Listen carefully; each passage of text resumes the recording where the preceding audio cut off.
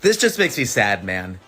The death of the Looney Tunes is upon us. Today, Warner Brothers has removed the entirety of Looney Tunes from Max. You used to be able to watch every single Looney Tunes on here. Not anymore as of today. And this comes after the news that The Day the Earth Blew Up made $3 million this opening weekend domestically. $3 million, man, for the Looney Tunes. Not good, dude. Think about it. Space Jam back in 1996 opened to $27 million that weekend, with Back in Action opening to $9 million. This is just diminishing returns, brother. I'm sad about this. I'm sad that this is what the Looney Tunes have become now, because I used to love them. I used to love them so much as a kid. I had this DVD. I also had the Spotlight collection for Looney Tunes. As a kid, I loved Space Jam. I know it's not great, but I love this movie. I love the commentary with Bugs and Daffy. Back in Action, honestly, is cinema. I think genuinely, this is a fantastic movie. And the Looney Tunes show, that had like Bugs and Daffy as roommates in a house, incredible stuff. This is peak television. Does Warner Brothers just have it out for Looney Tunes now? Like, they're really just sending this whole franchise to die, and it makes me sad. I love these characters, and like, the kids today just don't get it. Like, I know kids today had Bluey. I had Bugs Bunny, dude. That was my guy. What do you think's gonna happen? Do you think Warner Brothers is gonna end up selling off the Looney Tunes franchise soon? So it looks like there's going to be an entire generation that has no clue that the Looney Tunes exist, as well as Sesame Street.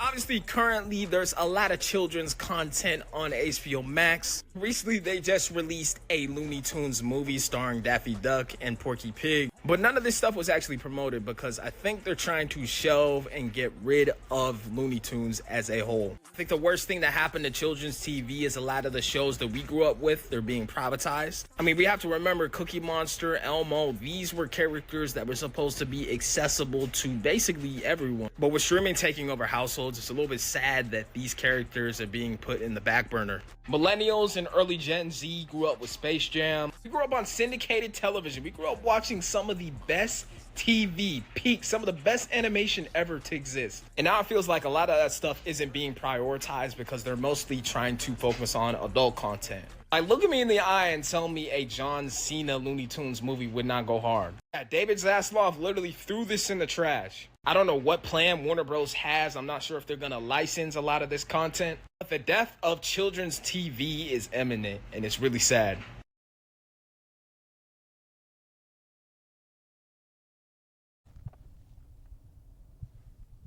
This might be the most personal episode that I might be doing, but it's also going to be my most favorite episode I'm going to be doing because this is a topic that I love very much and hold dear to my heart. Cartoons, animated cartoons. So let's just simply talk about it, but not just any cartoon or franchise. We're talking about the Looney Tunes. There are many cartoons that I've watched over the years, growing up, and movies and TV shows that have shaped who I am as a person, how I just simply like see the world, my sense of humor, my entertainment. Like, there have just been many forms of media that have shaped me in a good way, not in like a bad way, but like they have brought many good memories, and the Looney Tunes have brought good memories. I was born in the late 2000s. I was born in 2006. I am Gen Z. So I hope that I'm talking to my generation when I say that, most of our parents are like Gen X. So I would hope that you were kind of like getting immersed in like the shows going on in the 90s while also enjoying like the shows that we were getting in our own time. And that's basically my own childhood. My mom and my uncle grew up in the 90s. They are 90s kids, but they also have a good love for like cartoons and like especially like classic cartoons, the golden age of cartoons. Mostly my uncle, because that's the thing that we mostly talk about the most, because we both know our shit when it comes to this topic. And it makes me smile because it's something about cartoons that really does like bring people together, because cartoons, they just simply have a purpose in this life. And we take them for granted so much. And that's just the whole purpose of this episode, because I have learned recently that the classic Looney Tunes cartoons have been removed from Max, HBO Max. This was around after the movie, a new Looney Tunes movie, The Day the Earth Blew Up, and it appeared in theaters, and it did pretty well on Rotten Tomatoes. It had like 87%. I haven't watched the movie because, I don't know. But that's not really going to be like the whole topic of me like talking about the movie. It brought me on to like make this episode because this is just something that I've been seeing happen slowly over the years. I'm only 19, but like I feel like it started to like seep into my mind when I was like maybe 15 or 14 years old.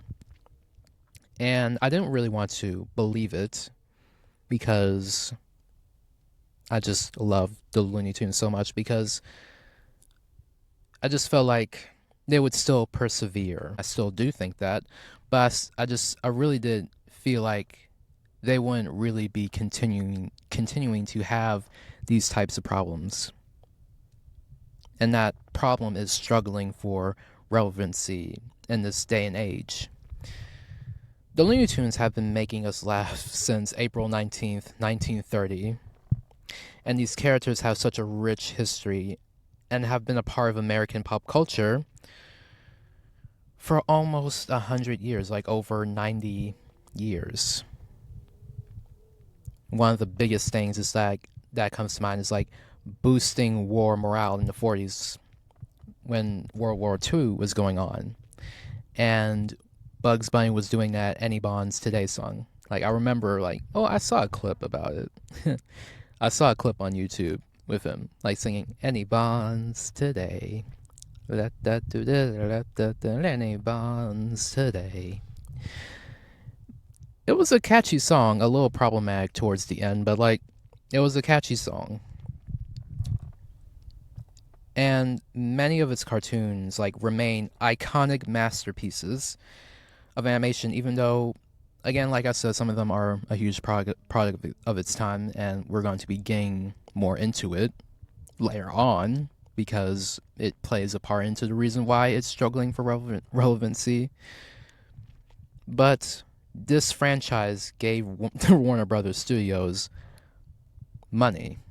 This franchise has entertained people for many generations, and it just sucks that after all this time it is still not getting the recognition that it deserves. It's still getting kind of disrespected. Well, not kind of, it is getting disrespected by their studio, and no one is seeing like the obvious like gold that's like in front of us. It's just ashy of Warner Brothers to do this. Oh Lord. Another like thing that like I did learn too was the fact that an old building that did like make an old animation building that produced its old cartoons, building 131, it's going to be torn down this year. Now, the building did close in either 1964 or 1969, but it's been closed for many decades.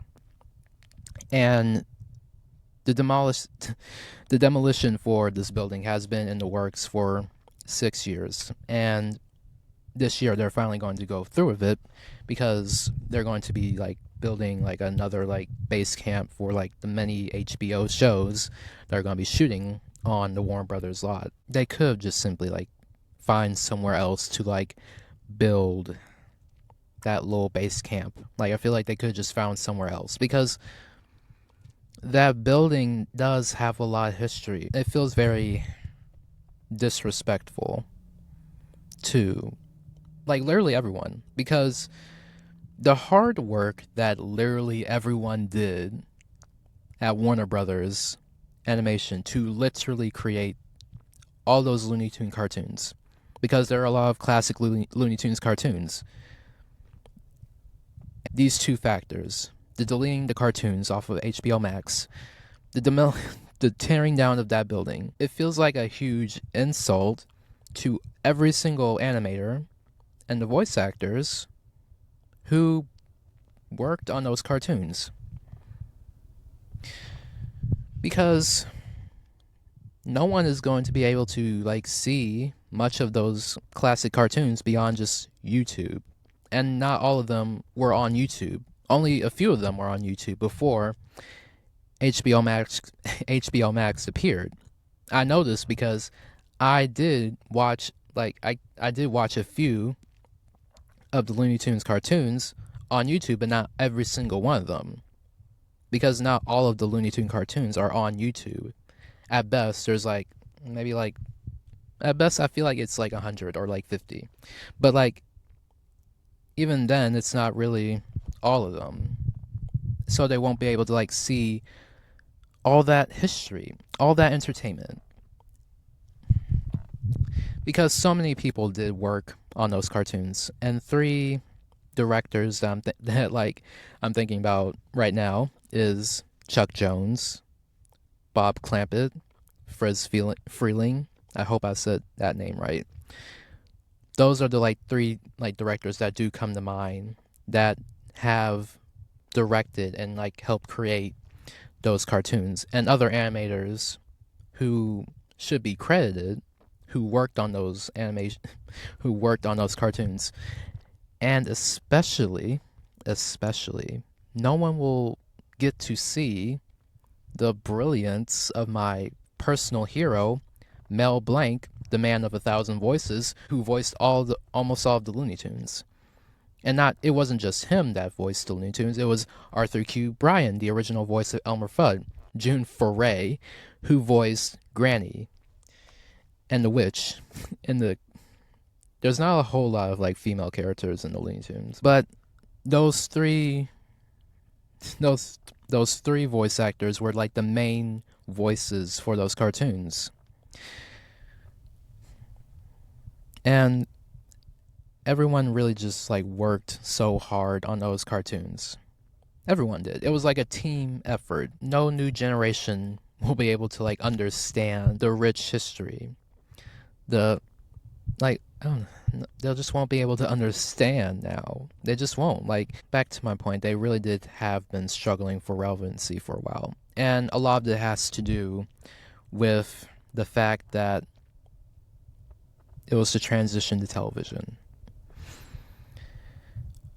This is the part where you're just going to have to humor me, because I'm going to be talking about these cartoon characters as if they're as if they're literally real in the world. I'm just going to be talking about them as if they're completely real. So this is where you humor me. See, the transition to golden age cartoons to television, it began in the late 50s and 60s as theater animation lost popularity to the newer medium, and major studios like Walt Disney and Warner Brothers began producing animated series for television. And it often employed techniques that limited animation to create cost-effective programming, and this shift led to the creation of popular Saturday morning cartoons and the rise of new animation studios like Hanna-Barbera, where we got Scooby-Doo, Where Are You?, the Flintstones, the Jetsons, and etc. But this is where you humor me, because I'm going to be talking about them as if they're real people. You see, Disney is always the innovative company. It always was,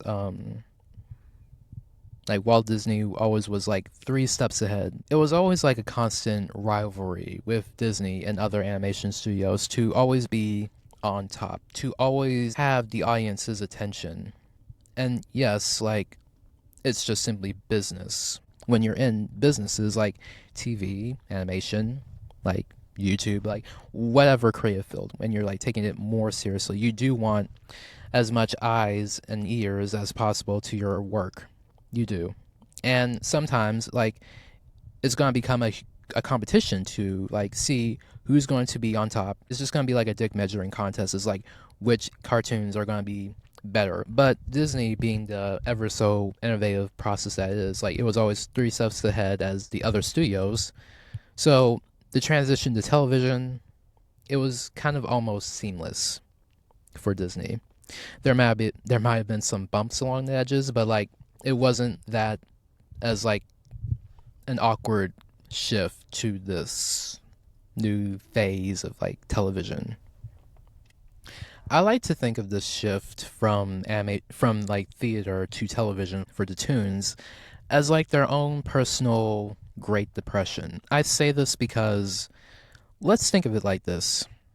It would be pretty hard for them to adjust to this new thing of like television and making cartoons in limited animation form for television, because all they know is like creating cartoons for theater release, just like as they would like any other human actor acting in a movie for theater release. Because animated cartoons used to be shown in movie theaters as much as like the news also used to be shown in movie theaters, along with the pictures that came from like other studios, like let's say MGM or like Universal. All that used to be shown in movie theaters. When television started to become a thing, I imagine these characters thinking that it's not really going to be that much of a big deal. That like they'll still be able to like maintain their audience. They won't struggle because TV at that time was a fad. Like it was just like a trend.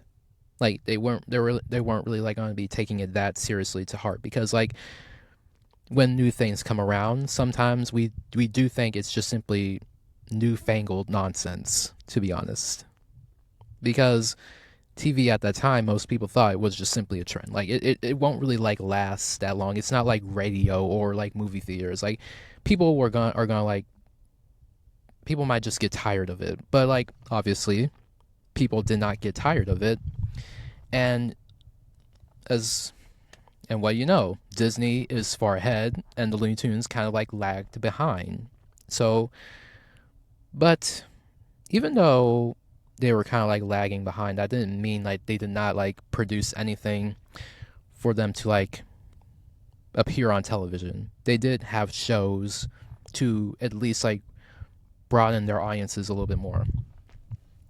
For instance, they did create the Bugs Bunny show, where they would repackage old Warner Brothers cartoons along with new animation and the in-betweens. And this carried on for like many years in like the 60s. And they did it again with the Bugs and Tweety show, which was like the same thing. And since we're on the subject of like Disney and Warner Brothers, okay, let me just like talk about it a little bit more in depth. Disney and Warner Brothers have been in a long-standing rivalry for many years, the biggest department being animation. Like I said, Disney was always so innovative and it was always creating beautiful animation films and like creating very memorable characters such as Mickey Mouse. You know, we all know Mickey Mouse. He's the most recognizable cartoon character on Earth. Because of Mickey's popularity, many other studios tried to produce as many copycats of Mickey Mouse as they can. Warner Brothers was the biggest contenders with like, I guess like one character that comes to mind is like, I think I remember it was Buddy, and I think Foxy. I think that's the one. But they did produce many copycats. But then the Looney Tunes came along. Every single thing about the Looney Tunes is completely set up to be the anti-Disney. Disney is very polished. Mickey Mouse is very polished. Disney has always produced very beautifully animated films, always being very innovative and like always breaking new grounds, because Disney did break new grounds. Snow White and the Seven Dwarfs was like the first full-length movie animated film. Most animated films had like 5 to 7 minutes. Nowadays, Like now, like animated cartoons have 22 minutes. They have a 20-minute runtime or 11-minute runtime, depending on the studio. So what was originally considered impossible is now possible because of Disney to an extent. Because, well, it is because of Disney. Because like Disney always broke new grounds, and animation was always seen as like a trend too. But now animation is seen as a real thing. It's still not really as taken as much. It's not. It's still being downplayed sometimes. I do see people trying to downplay animation, and animation is not always the easiest to get into. But being someone who is into animation, who has like taken animation classes, it's still like a pretty cool like field because it's always ever changing. It's always like innovative. It's not stale because it's always breaking new grounds. Especially like some people like to debate over 2D and like 3D animation. I think like both mediums are good. But anyway, we'll talk about that. Like that's like another episode topic. Disney is very polished and innovative, but like everything about the Looney Tunes is set up to be the anti-Disney in almost every single way possible. For example, if we're going to be doing this, I'm going to have to like compare Mickey Mouse to Bugs Bunny. Mickey is very polished. He's the nice guy. Bugs Bunny, he's a troll. The Looney Tunes specialize in comedy over animation. The animation is just as impressive in the Looney Tunes, but like comedy is the Looney Tunes. The Looney Tunes are funny. The Looney Tunes are very edgy. They're fast-paced comedy. They're slapstick. They're mostly like their wits because the Looney Tunes are quick-witted. They really are, especially Bugs Bunny. And this will go on to be like one of the most defining factors of this franchise because with everything that Disney was, the Warner Brothers were not. Because the Looney Tunes were not afraid to be edgy and be funny. To just like raise a few eyebrows.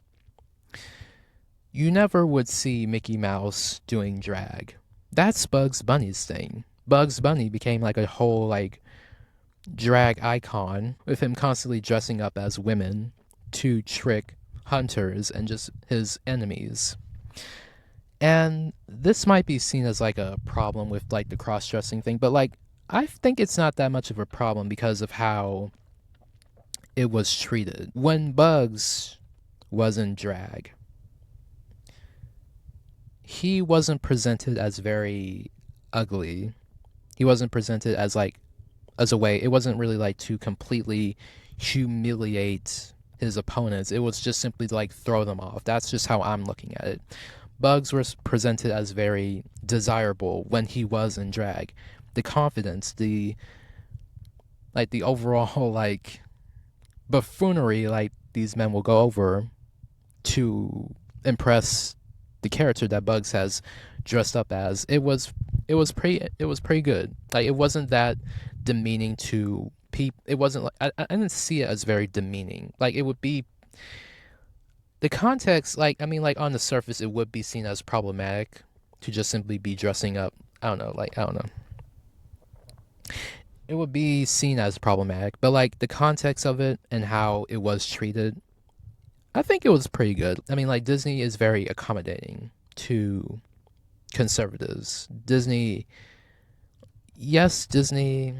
breaks new ground. Is breaking new grounds like to this day with its constant like first gay characters or whatever. It's not a competition as to like which tune is better, but like when you do compare Mickey Mouse to Bugs Bunny, there is an obvious difference in how both of these characters operate. But with all being said, I've mentioned how, yes, the whole transition to theater to television would naturally be like a shock to these old timers. Not to disrespect them, but like they are a product of their own time. But that didn't mean that they were just simply gonna be in the it wasn't gonna be all doom and gloom, or like it wouldn't feel that hopeless forever. Because in the 90s, they did have a comeback. Even though they had some like many setbacks with, again, the transition to television not really going well to an extent, producing some failed cartoons. Yes, they did have the Bugs Bunny show, but it wasn't really, I don't think it drew that much audience. I think it did draw some audience with the Saturday morning cartoons, because Saturday morning cartoons did become a thing. And it still is a thing with like channels like MeTV. But another thing that was a huge setback for them was Mel Blanc's death, because he died in 1988.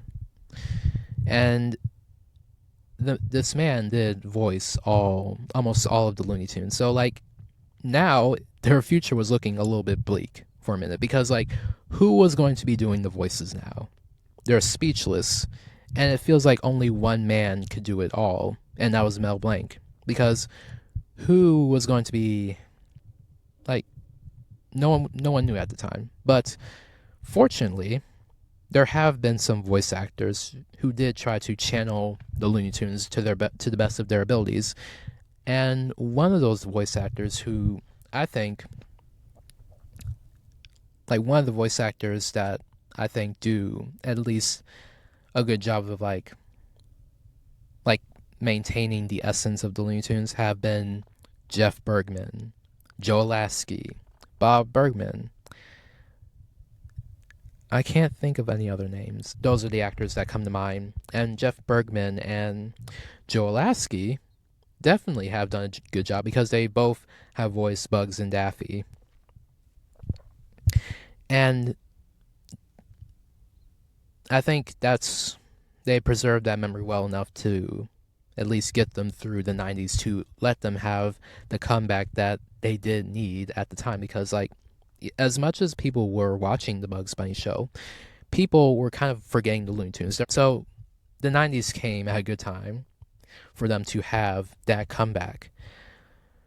They had like comebacks with shows like Tiny Toons Adventures and their Looney Tunes equivalent, their Looney Tunes equivalent, the Animaniacs, that mirrored their same style of like slapstick humor and their witticisms.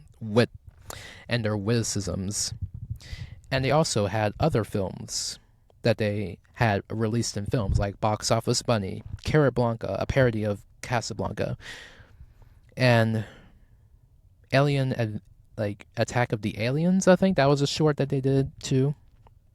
And even though like the films that that those shorts appeared in, they didn't do well in the box office,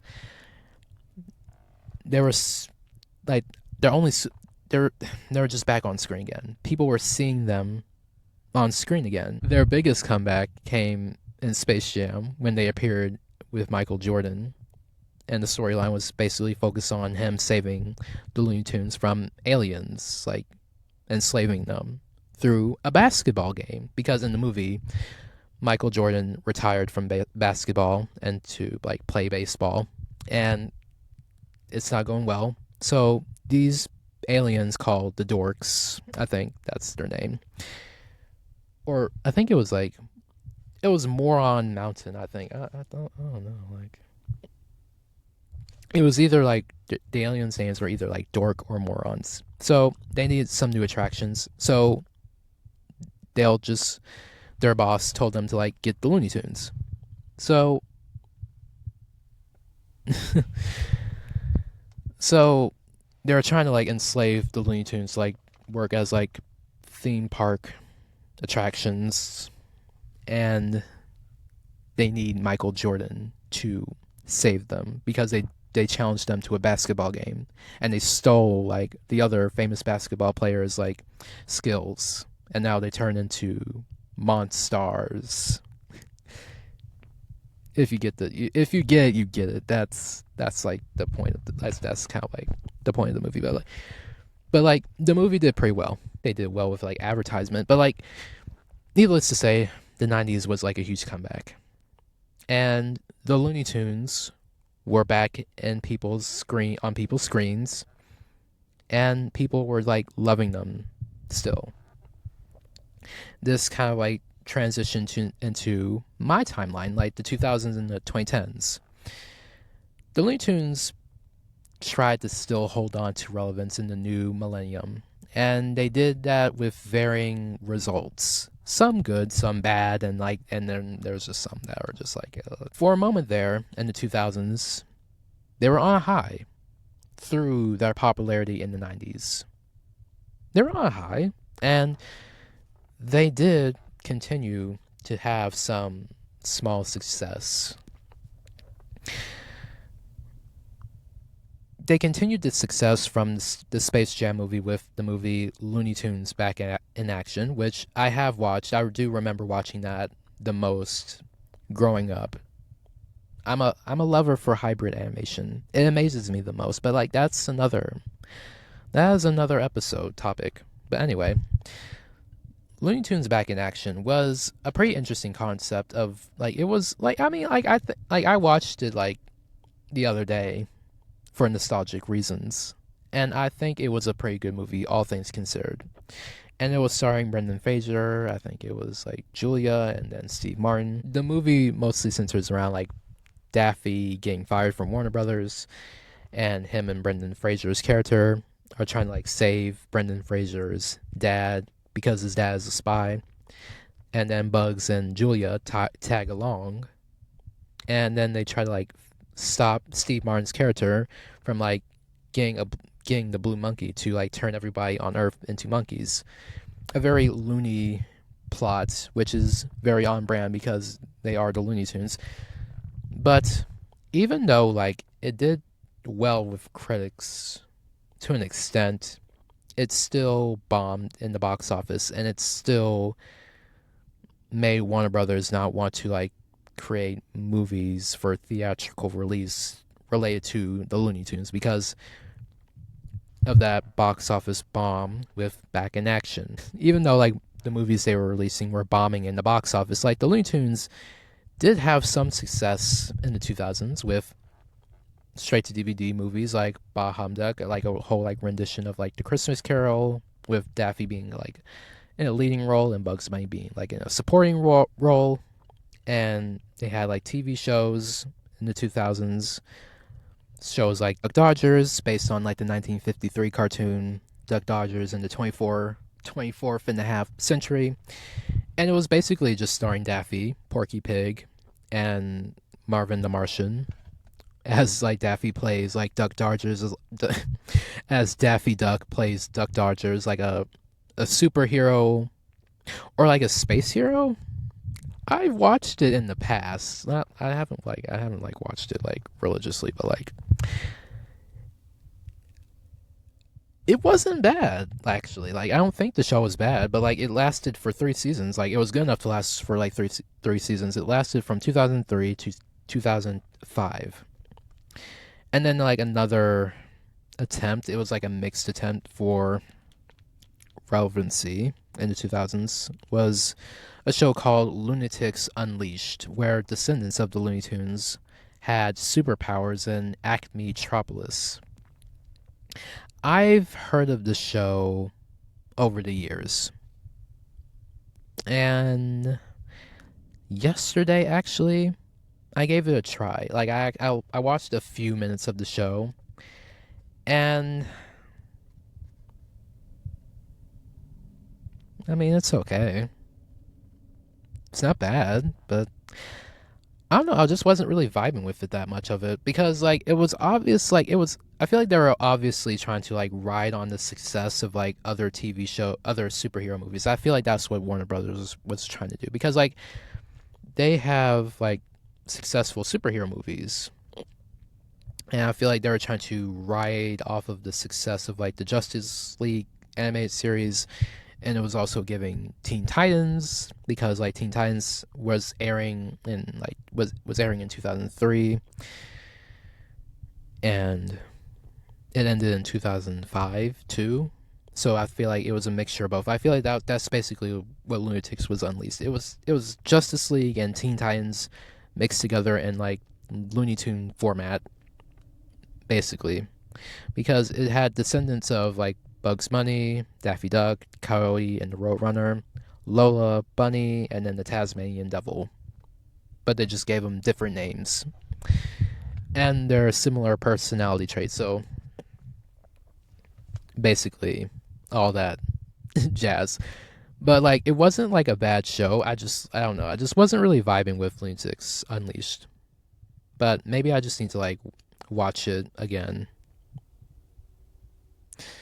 So even though like the Lunatics Unleashed show was kind of like, it had like a mixed response with like fans of the franchise, they still in the 2010s they did make a good they did make a good comeback with this adaptation of like the show. And this is actually like my favorite Looney Tunes like format, like my favorite Looney Tunes like show that I still watch religiously. Well, not religiously, but I used to watch it pretty religiously when I was younger, but now I watch it like sometimes, like on and off. But I still love this version of the Looney Tunes so much. And that is the Looney Tunes show. The Looney Tunes show showed Bugs and Daffy living in the suburbs in what looked like I think it was California or like Los Angeles.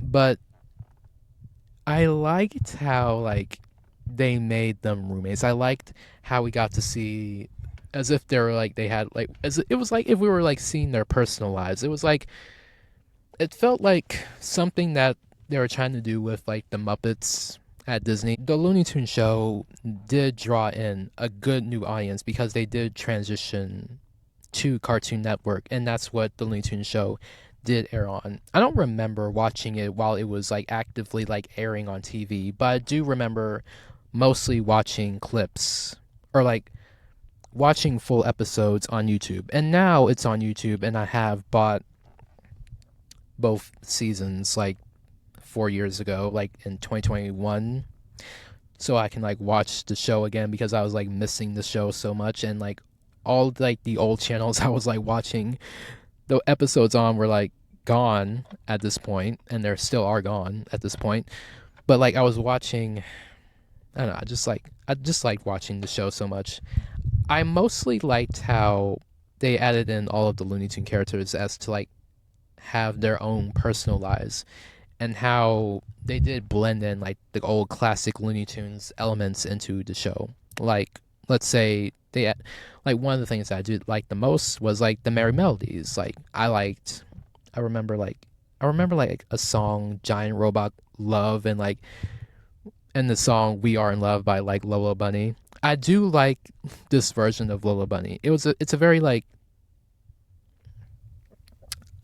I mean like it's a very like it's a better version of her than it was in like Space Jam, because like in Space Jam Lola Bunny was kind of like treated as like a sex object, and like she was like no, but it's not like she didn't have a personality in Space Jam. But I really did feel like in the Looney Tunes show they really did give Lola Bunny a personality in the show, and it was very funny, it's very kooky, it's very loony.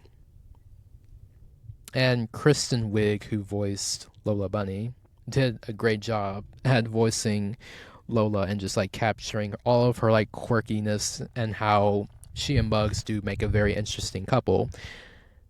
And I do like how Bugs, I don't know, I mostly just like how like the Looney Tunes, like Bugs' relationship with his other like Looney Tunes do bring out they do bring out different sides of like Bugs Bunny. Like for example, Bugs is always used to like having the upper hand. Like their personalities would shift in the classic Tunes cartoons based on who was directing them. Like, let's just say Clampett's take on Bugs Bunny, he was very more unhinged. Bugs Bunny in those cartoons was very unhinged. He didn't always like have the upper hand. But in Chuck Jones's version of Bugs, and that's the version that like a lot of people will remember the most, and that's the version that Warner Brothers has stuck with, was Chuck Jones's version of Bugs and Daffy. Was Bugs Bunny always having the upper hand, always being the rascally rabbit that he is, always outsmarting everyone else. But in Clampett's take of Bugs Bunny, this particular dynamic between another Looney Tune character is something that needed to be seen later on in the Looney Tunes show. His relationship with Cecil Turtle. Cecil Turtle is basically, they're on the same wavelength. They're both trolls. Bugs Bunny's a troll. Cecil Turtle is also a troll. Cecil can play Bugs' game. Like, he knows the games that Bugs can play, and he outbests him. He's Bugs' like proper match. Like, sure, Elmer Fudd might be a worthy adversary, but like, let's be honest, like, people who are true fans of the Looney Tunes, I feel like they would know Bugs' true adversary, his true kind of like equal when it comes to his own playing field of like trolling people and like being kind of like an ass to other people, it would be Cecil Turtle. Cecil can play the game just like Bugs, and he can low-key do it a little better than him. And I like to see Bugs kind of like get a little bit of a taste of like how he trolls others too. But often, like, when he does troll others, it's mostly like a reaction rather than just him just simply being an ass, because like it's just simply like him defending himself. But like, I do like it when I do see Bugs get bested, because it shows that even Bugs, as smart as he is, as sarcastic that he is, like, even he can meet his own match. Someone else can play his game a little bit better than him. That's just it. That's just how I see it. I also liked how in the Looney Tunes show, how Bugs and Daffy's relationship is just simply more nuanced. It's more explored. I feel like they work the best as like roommates. They're best friends, obviously, but like, it's nice to hear them say it sometimes. It's nice to hear them acknowledge that their relationship is complex and they are like best friends, even though like they have been like working together for like over like many like decades. And even though you would think that the relationship can sour, they are good friends, even though their jobs are set up for them to like be completely against each other.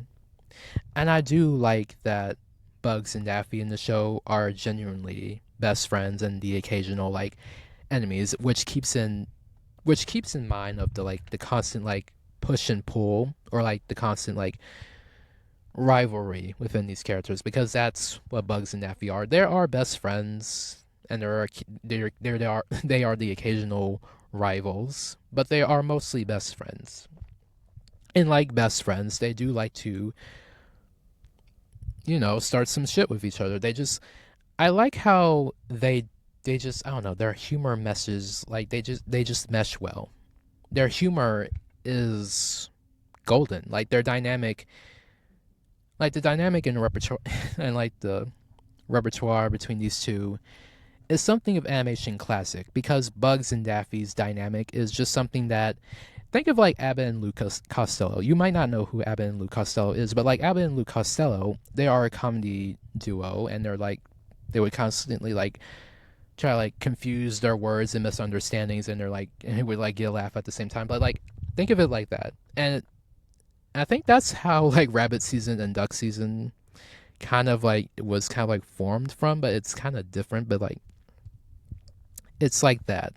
And they are a perfect comedy duo. in my opinion.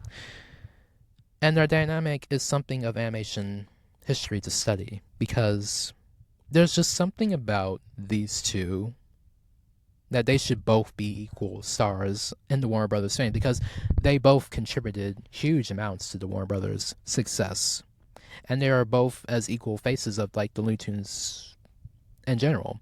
Well, also Porky Pig, because Porky Pig is obviously just as much as an important figure to the Looney Tunes because like who else is gonna go, that's all folks? Like that's just so iconic to me. Like Porky Pig is also iconic. All these characters are just as important as any other Golden Age cartoon character, and they should be given their flowers. That's the whole purpose of this episode, just to simply remind everybody that they deserve respect. They did have like some other like small like successes going like throughout the mid 2010s with Rabbit on the Run, which was also kind of like a straight to DVD movie. And another like huge project in like the 2020s and 2021, they did make another Space Jam 2 sequel with LeBron James, and I watched that movie too, and personally like I really just simply like the first Space Jam better. I don't really feel that much for like Space Jam 2 now that I'm thinking about it. I don't really feel that much for it. It wasn't bad, but it was just sometimes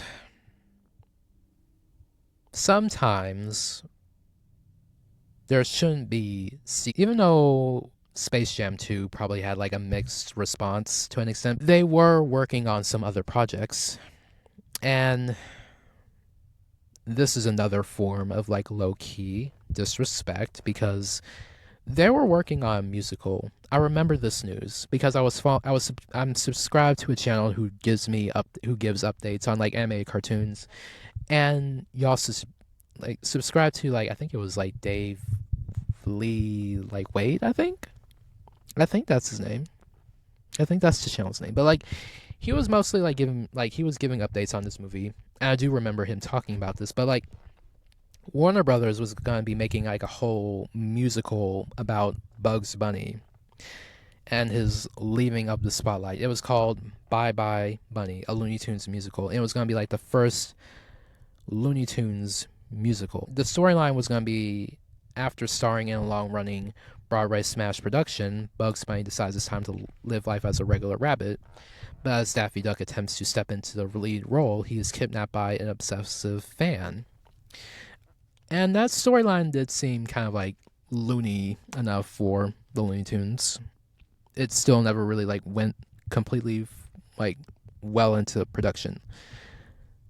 I don't know exactly what happened, but it was just simply canceled. And the only work that we even have like of this project was just simply the cover and the song called "Why Do I Got to Be Bugs Bunny." I listened to it, and it's a pretty interesting song, but it does like present another point. It made me constantly like question like why is this happening? Like why are the Looney Tunes just struggling with relevancy? Because it's been happening for a while now, and it had hits and misses, and nothing really stuck. What's happening? Like, what is particularly happening? And one of the things that did come to mind when thinking about this was streaming services. And they kind of did ruin the Looney Tunes, because obviously they were deleted from a streaming service, and they are mostly focusing on like new shows, but like streaming services have been a blessing to an extent, but they have quickly become a curse from, constantly like having constant like I don't know, like from having many plans that like slowly bankrupt you, and like having certain original shows that are not even like that good in the first place, but like I don't know, but like a lot of these streaming services have been producing very,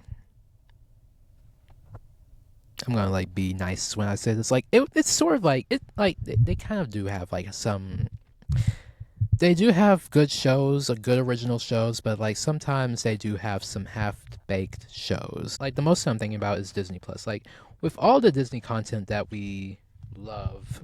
Not all of the old Disney shows that like we liked are on Disney Plus. Like, why isn't House of Mouse on Disney Plus? Like, that was a thing in the 2000s. Like, people who grew up watching, I mean, like, a lot of people who grew up in the 2000s, like, remember watching House of Mouse. I grew up in the mid 2000s, so I only like knew House of Mouse when I was like maybe like 8 or 9, and I was like watching clips or like as much videos as I could find on YouTube. So I would have liked to like see House of Mouse on Disney Plus. So a lot of streaming services who like promised on like preserving like old like content on their streaming services, they're not really, it just kind of like they didn't really like follow through with that. And it did show when again HBO Max deleted the classic Looney Tunes from like when Warner Brothers deleted the classic Looney Tunes cartoons from HBO Max, and it did show.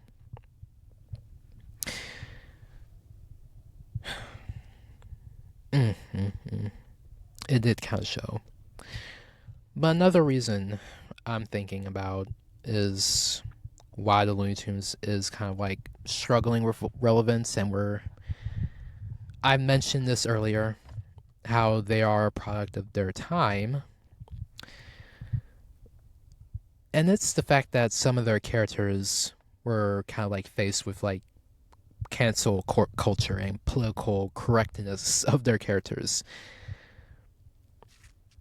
Again, the Looney Tunes, like any other Golden Age cartoon character, are a product of their time. It's not an excuse; it's just simply an explanation, and we shouldn't really be surprised that like they showed the things that they showed back then in their cartoons. Like, it was okay.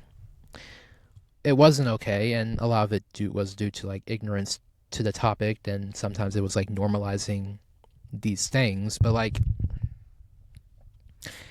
we really should be like side eyeing the people behind these characters, because like getting completely angry at these characters, it feels redundant because it's like they're not real. So we're kind of like misdirecting our anger towards cartoon characters when we really should be like talking to these people who directed these cartoons. Like, hey, like, bro, like, what is this? Like, what's going on here? The character is like, I guess like one particular character that did face some, that did experience some canceling, that did like suffer from cancel culture, is Pepe Le Pew. So I mentioned that Space Jam did have a sequel in 2021, and Pepe Le Pew was in the first Space Jam, and he was on the team. He didn't have a lot of screen time, but his presence was noticeable. But he was absent from the film, and this was due to controversy over his depictions of his character over the years. What I looked up, and this is what it pulled up, but like, people have said like his character is kind of like controversial because like his cartoons normalized rape with his chase scenes with like Penelope Pussycat. And I guess like, let me just give you like an overview of like these types of cartoons. Like, a lot of like Pepe Le Pew's cartoons focused on how Pepe was a chaser, and he would always be chasing people who he thought was a skunk, and it was usually like either a male cat or a female cat. And he would really be like very like persistent within his chases when he was chasing these characters. Always kind of like invading personal space, kind of like kissing them without really like consent. And when these particular episodes with Penelope Pussycat, I can see what they meant with the fact that they were kind of like normalizing that this type of behavior was kind of like okay, because like some kids who might be watching these classic cartoons might think it's like okay to like chase people that they are interested in, like literally like run after them. That's what I meant. Like run after the people that they're interested in and basically like grab them like that and like just kiss them. Like even though it's just simply set up for comedy and it shouldn't be taken like that seriously, we shouldn't really be like leaving it up to like cartoons to like raise our children. And we should really just be like really be the adults here and just simply like tell our kids, as if I got kids, but like whatever. Basically, just simply be the adults and just simply like, you know, like tell your kids like not to like watch these certain types of cartoons because it might not be that appropriate for them to watch. That's kind of like what I'm saying. But it did mirror to an extent of like the attitudes back then of like men treating women as sex objects in a more threatening way back then. New audiences who were watching the Looney Tunes were kind of like seeing this behavior kind of being problematic, and it is problematic, and people were just simply like waking up to the iffy things about Pepe's cartoons. Not saying that he's like a literal like sex offender or a literal rapist, because I can't really like say that he is, because like he's a toon, so it's just his cartoons were just simply problematic. To be honest, like the only offensive things that I really do feel like were there in the classic Looney Tunes cartoons was like the constant, like I think it was just the blackface. Because as much as I liked that Any Bonds Today song, like Bugs Bunny and like appeared in like blackface and like that's like the thing I just did not like about that video. It was the blackface. But people thought it was like funny at the time to like do minstrel and just like make fun of like black people and like in cartoons, and it was just like racist, ignorant, and just I don't know, it was just racist. But like that's like the main problematic thing that I could find in like the classic Looney Tunes cartoons. And some people have also said that Bugs Bunny has also done like inappropriate cultural like stereotypes in his old cartoons, and like I said before, product of its time, a huge product of its time. It's not an excuse, it's just simply an explanation, and I'm not really that surprised that like the animators didn't really think it was like anything to be concerned or like worried about. But nonetheless, to kind of like close out why I think that, I guess like to close this out, I guess we have to like look at the reality of the situation. The reality of the situation is animation these days is going through a very rough patch. I've been noticing this for a minute. When I say going through a rough patch, I'm meaning that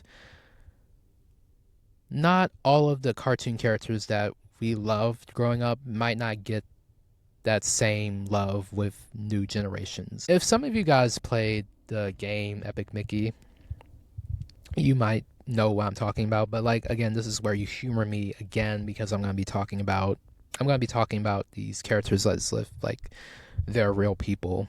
But if we humor the fact that Wasteland, a place for forgotten tunes, is real,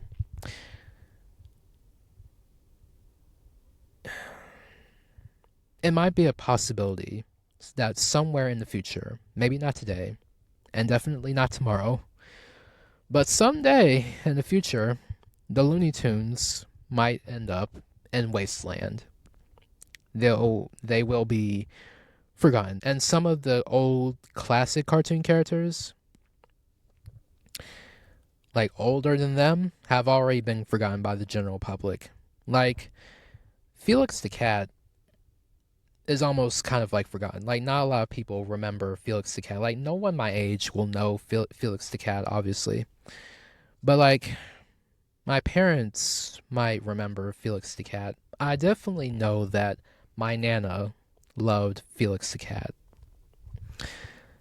And I think like other family members might remember Felix the Cat, but like characters like that have already been forgotten from existence. Oswald the Lucky Rabbit has almost been forgotten for a huge period of time before Epic Mickey, and even then, to this day, like not a lot of people know this character. This again is like a common fear of tunes. One line that I'm thinking of when I was like writing this outline for this episode is when it's a line from Who Framed Roger Rabbit. Roger Rabbit said that a tune's purpose in life is to make people laugh. And that is true to an extent, but also I hate how we can easily take these characters for granted. I just hate how we take these characters for granted because like even though they're technically not exactly real,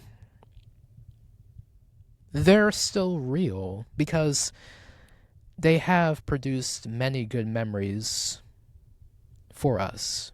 They are created by a large team, and they are brought to life by actors who have embodied the role to make their character as believable as possible, as if they're a real full-fledged 3D person when like most of these characters are in 2D.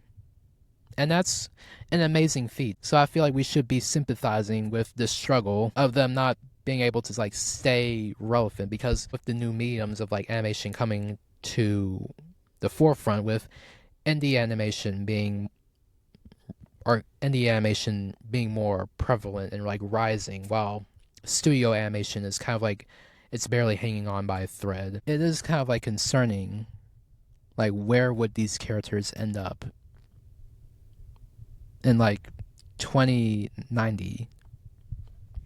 Will people still remember the Looney Tunes? Like, will people know What's Up, Doc ever again? Like, will people know the theme?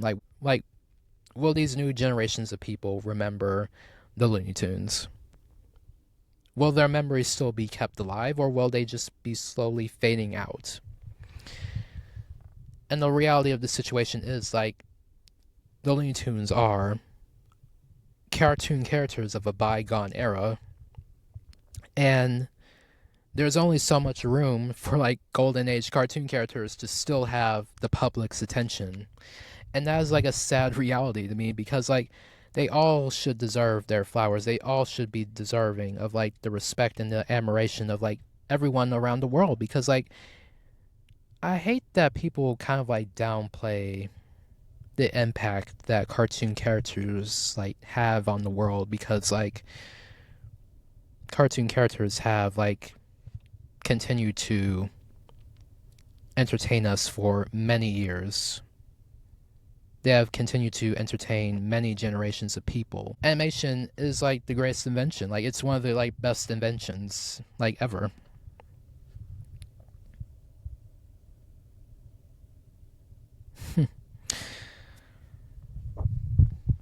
But yeah, there's only so much room for certain golden age cartoon characters to still have the public's attention. Mickey Mouse will never be forgotten, but the same like cannot be extended to Bugs or Daffy, Porky, Yosemite, Foghorn Leghorn, Wile E. Coyote and the Roadrunner, Sylvester the Cat, Tweety Bird, the Witch, Granny. Like, will all this sentiment be extended to these cartoon characters? Like, will that same attitude be said for them? Because obviously, no one is ever going to forget Mickey Mouse, Donald Duck, Goofy, Minnie Mouse, Clarabelle, Pete, Pluto. They're never going to forget these characters. But I can't really say that's going to be the same for them, because animation, I'm saying, is it's always going to be like a competition, and the public's opinion, still having their attention, is going to be like a forever constant battle in Toontown. But to try to like close out this even though they are still like they're kind of like they're struggling with relevance at the moment, and even though the movie The Day the Earth Blew Up did great on Rotten Tomatoes, and I feel like it did do great. I feel like it did do great in the box office too, even though that they're kind of like struggling at the moment, and they did have a good triumph. They did have a win with the ratings of like The Day the Earth Blew Up. The Looney Tunes are not gone just yet. They're not washed up cartoon characters, and they deserve to be remembered forever and ever. And I hope when I'm gone, that people will still be able to recognize Bugs Bunny as much as they would recognize Mickey Mouse, because they deserve it. They are a part of our childhood, our parents' childhood, many other people's childhood. They just have contributed. They have contributed to animation and just like pop culture in many ways. They're almost 100 years old. They just contributed so much. I don't know. I just love them so much. But I guess in order to fix it, I really do think that maybe the Looney Tunes need a better marketing strategy to market them to like new audiences, because even though they did have like some new formats with like the Looney Tunes cartoons to return to their to return to their roots, I do think they do need more people on their team to really expand them, to like get them to really like get new generations to see them. That's kind of what I think. But like I'm not really like a marketing person, but like that's just my thoughts and opinions. But anyway, that's kind of all I have for today. Yeah, so thank you for like humoring me on the Looney Tunes. This is the most personal episode that I've ever like done. But yeah, that's kind of all I have for today. So thank you for listening to Let's Discuss. You can find the podcast on Spotify, anywhere you stream podcast. You can like follow the podcast on Instagram and TikTok at Let's Discuss Podcast _ all lowercase. You can follow me, Nick.Marshall02, all lowercase. And it's been a nice talk. It's been a nice talk. I don't know the situation for the Looney Tunes in the future, but like we can only, for lovers of animation, we can just only hope and pray that they'll just get through this. I hope that the Looney Tunes will get through this. And they just really just need more people on their team to like make sure that their memory stays alive. But anyway, that's kind of all I have for today. But yeah, thank you for like listening if you got this far, and we'll talk next time. It's been a good talk. Really, it really has been a good talk. Okay. We'll talk later. All right. Bye.